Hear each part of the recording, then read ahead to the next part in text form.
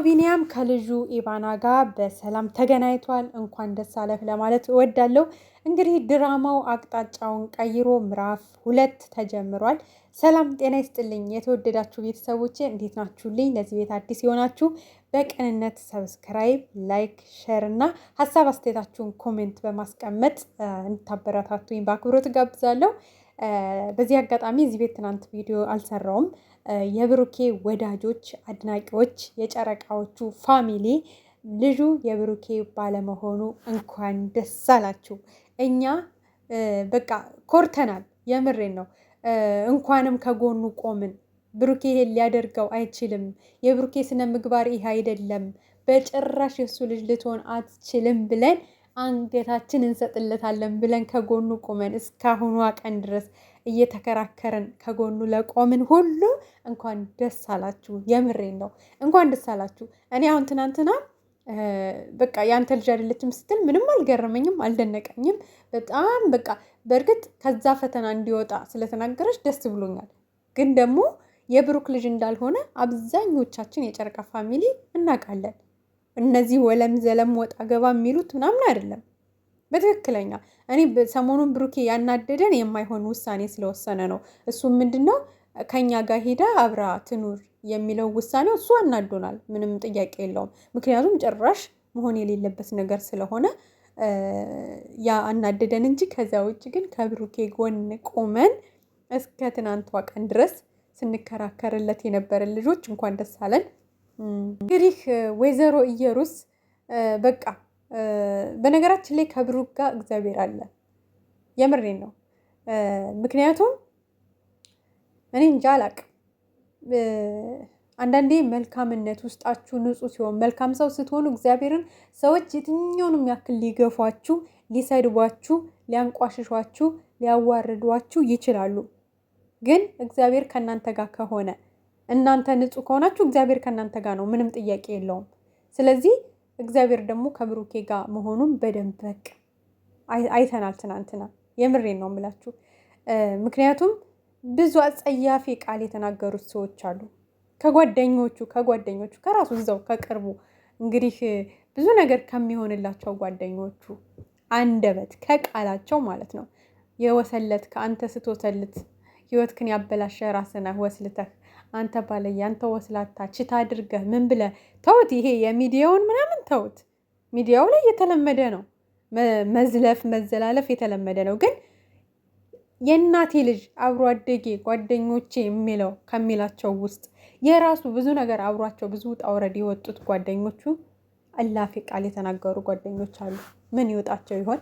እኛ ሚዲያ ላይ የምናውቀው በዚህ ልክ በጭራሽ ብሩክ ያደርግም ብለን ስንከራከር እነሱ ለምን ወለም ዘለም እንዳሉ ለምን መጠራጠር እንደፈለጉ አላውቅም። በቃ እግዚአብሔር ይቅር ይበላቸው። እሱም ለሱ ለብሩኬ በጣም ጥሩ ነው። እግዚአብሔርን እንደውም አጋጣሚው ጥሩ ሆነለት። ማን ትክክለኛ ጓደኛው እንደሆነ፣ ማን አስመሳይ እንደሆነ፣ ማን ወረተኛ እንደሆነ፣ ማን ሲሞቅ የሚያጨበጭብ እንደሆነ በደንብ በደንብ በደንብ ትምህርት የወሰደበት ጊዜ ነው ብዬ አስባለሁ። ከዚህ በኋላ በደንብ በቃ የሚጠቅመውና የሚጎዳውን በደንብ ለይቶ ያወቀ ይመስለኛል። ከጀርባው ካጠገቡ ካሉ ሰዎች ራሱ ማለት ነው። እና ለማንኛውም እንኳን ከዚህ ጭንቀት፣ ከዚህ መከራ፣ ከዚህ ትርምስ እግዚአብሔር አወጣህ። ብዙ ተብለህበታል። ግን ደግሞ አንተን ብዙ ቃላት አላስፈላጊ የሆኑ ብልግና ቃላት ማለት አንዳንድ ሰዎች በራሳቸው ነው ሰውን የሚመዝኑት። ምክንያቱም እነዛ ሰዎች ችት የሚያደርጉ ከሆነ ወይ ደግሞ የሚባልጉ ከሆነ ከባላቸው ተደብቀው ብልግና የሚያደርጉ ከሆነ ችት የሚያደርጉ ከሆነ ልክ የሆነ ሰው በራሳቸው ነው የሚመዝኑት። ምክንያቱም እነዛ ሰዎች ያንን ነገር ስለሚያደርጉት ሌላውም ሰው እንደነሱ የሚያደርግ ነው የሚመስላቸው። ግን ያ በጣም በጣም ስህተት ነው። የምሬን ነው። ሁሉም ሰው አንድ አይደለም። ገብቷቸዋል። የሆነ ሰው መጥቶ እዚህ ጋር እከሌ ገደለኝ ቢል የምር ገሎታል ማለት አይደለም። ምክንያቱም ሰው ያንን ሰው ለመጣል፣ ያንን ሰው እስር ቤት ለማስገባት፣ ያንን ሰው ብዙ ነገር ውስጥ ለማስገባት በውሸት ልክ እንደ ኢየሩስ ስሙን አጥፍቶ ሊሆን ስለሚችል ማለት ነው። እና በቃ ማለት አንዳንዴ ለምንናገራቸው ቃላቶች ብንጠነቀቅ፣ ትዕግስተኛ ብንሆን፣ ከምንም በላይ እስኪ ማለት መጨረሻው ይሄ ነገር ምንድን ነው የሚሆነው ብለን እንትን ብንል ጥሩ ነው።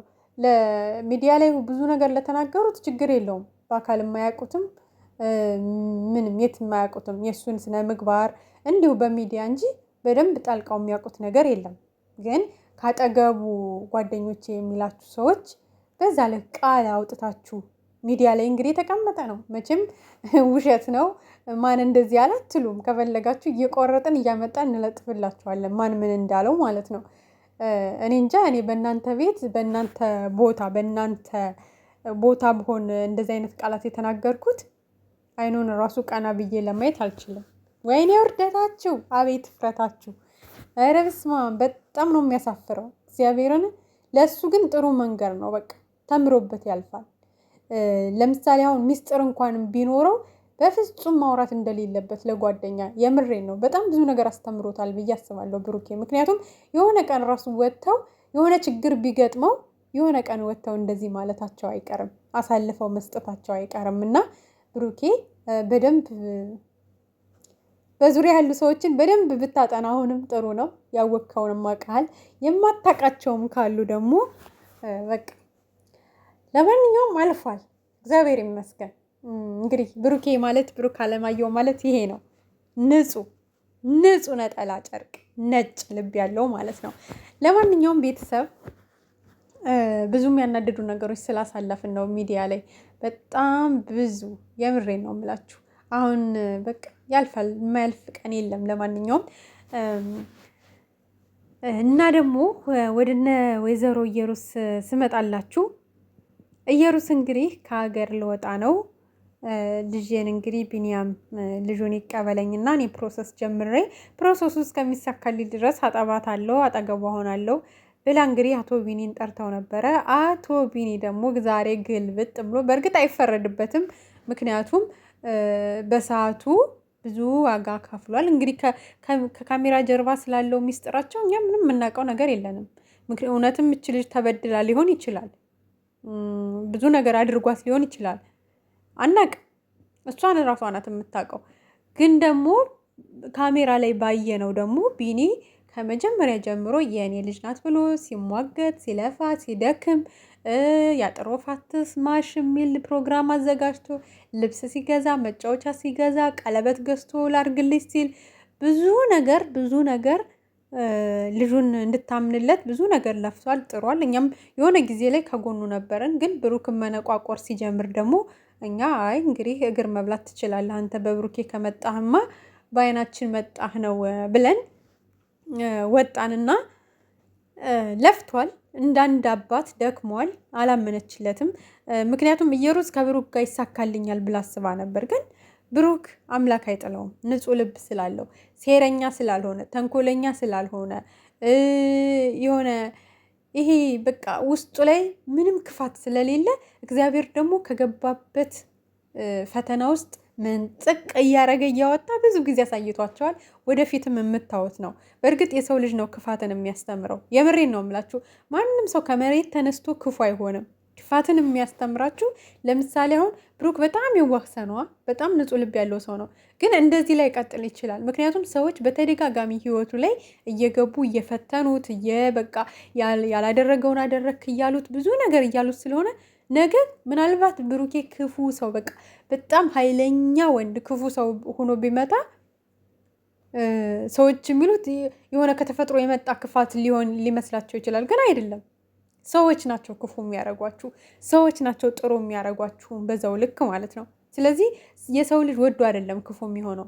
በዙሪያ ያሉ ሰዎች ክፋትን እስከ ጥግ በእነሱ ላይ ስለምታው በቃ እናንተን ሳትወዱ በግዳችሁ ይቀይሯቸዋል፣ ሌላ ሰው እንድትሆኑ ያደርጓቸዋል። እና ምን ልላችሁ ፈልጌ ነው እዩ ያንን ሁሉ ነገር እንግዲህ አላምን ብላ በቃ ቢኒንም ከጨዋታ ውጭ አድርጋ አባትነቱን ከርታ እንግዲህ ያንተ ልጅ አይደለችም ተብላ ብዙ ነገር ሆኖ ነበር። ዛሬ ደግሞ ልጅናት ተቀበለኝ አሳድግ ስትለው የእኔ ልጅ አይደለችም፣ እኔ አላቃችሁም፣ አንቺንም ልጅቷንም አላቃችሁም፣ ስለዚህ የፈለግሽበት መሄድ ትችያለሽ፣ እኔ ጋር ድርሽ እንዳትይ ብሎ እንግዲህ ልጅቷን እያገለባበጠ ሲያያት ነበረ። እኔን ትመስላለች እያልኩኝ ነበር፣ ግን አሁን እኔን አትመስልም አላለም ወይ እግዚአብሔር። ለማንኛውም ቤተሰብ ሁለተኛው ድራማ ተጀምሯል እላችኋለሁ። እንግዲህ ያንተ ልጅ ናት፣ እመን አትመን ወይዘሮ የሩት እንግዲህ እስከ ክስም ድረስ ልትሄድ ትችላለች። ልጁ ናት ይቀበለኝ፣ እኔ ልጄን ለማሳደግ የግድ ወደ ተሻለ ስራ መሄድ አለብኝ ብላ እንግዲህ በህግም ልጠይቀው ትችላለች። እሱም ደግሞ ልጅ አይደለችም ብላኛለች ከዚህ በፊት ልጅ ናት ስል፣ ስለዚህ አሁን ላይ ለምን ልጅ ናት ብላ ለመምጣት ወደ እኔ ፈለገች። ብቻ አመት የሚፈጅ ድራማ ተጀምሯል። እንግዲህ የጨረቃ ፋሚሊ እዛ ቤት ሄዳችሁ መከታተል ከፈለጋችሁ እንግዲህ መከታተል ትችላላችሁ ድራማውን።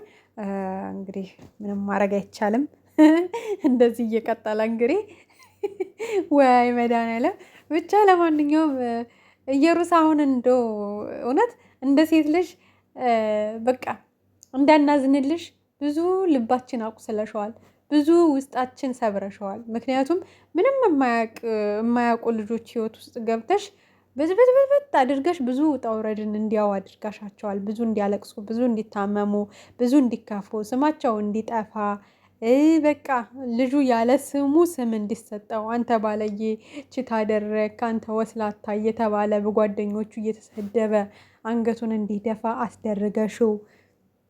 ታዲያ አሁን አንቺን እንዴት ነው የምናዝንልሽ? የዘራሽውን እያጨርሽ ነው፣ ያለቀሱትን እንባ እያለቀሽ ነው በተራሽ።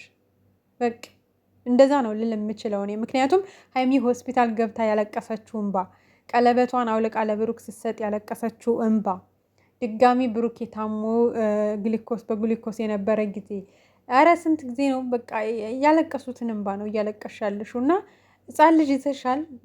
ብዙ መጥፎ ቃልም መናገርም አልፈልግም። ምክንያቱም እቻ እንደ ፍሬ ልጅ ታሳዝናለች። ፈልገው አይደለም ከእንደዚህ ግርግር ውስጥ ገብታ መስማቷ፣ ማዳመጧ፣ መቀረጿ ራሱ አስፈላጊ አልነበረም ህፃኗ። የምሬ ነው የምላችሁ።